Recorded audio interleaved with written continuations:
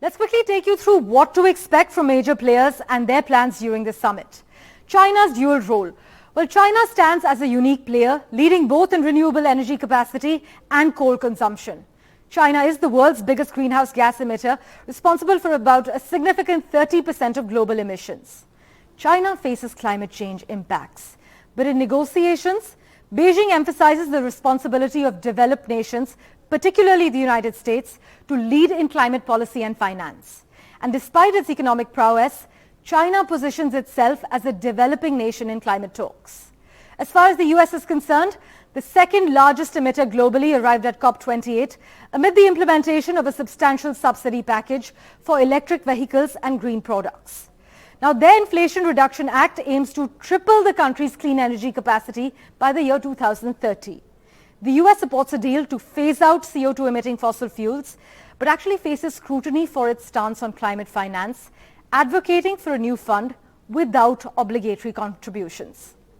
As far as the European Union is concerned, well, the EU, with a negotiating stance among the most ambitious, aims to triple renewable capacity, phase out fossil fuels, and transition to renewable-powered electricity grids by the 2030s. However, disagreements arise over the Climate Damage Fund, with the EU wanting contributions from major economies like China, which actually opposes this approach. UK similar asks and policy questions. Well, despite leaving the EU, the UK aligns its goals with the bloc, emphasizing the phasing out of fossil fuels and the expansion of renewable energy. However, recent policy decisions in the UK, including the approval of oil and gas exploration licenses, raises questions about the UK's commitment to its climate targets. And as far as India and other basic countries are concerned, India is among the basic countries that have asked for more climate financing and equity through the United Nations Framework Convention on Climate Change concept, which suggests rich countries that emitted the most historically should do more to address the problem. Now, in terms of negotiating bloc dynamics, the African negotiators aim to speed up green energy projects.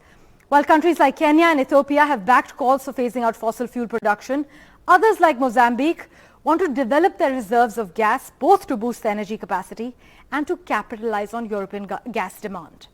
As far as the G77 and China are concerned, this alliance asserts that richer countries bear a greater responsibility for CO2 cuts, and the question arises whether this bloc will actually remain united as smaller, vulnerable nations demand urgent climate action.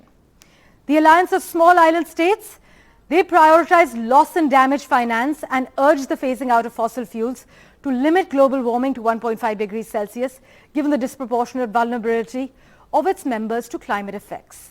Now, as far as the High Ambition Coalition is concerned, comprising of nations like the US and the EU, this group advocates for ambitious emissions targets, including halting new coal plants and peaking global emissions before 2025. And the least developed country group, which comprises of 46 highly vulnerable nations, this group emphasizes addressing loss and damage and doubling finance from rich nations for climate adaptation. Meanwhile, the Independent Alliance of Latin America and the Caribbean is aligned with other developing countries. They call for greater climate ambition and increased funding. But as COP28 unfolds, the world watches to see how these diverse perspectives and priorities will shape global efforts to combat climate change.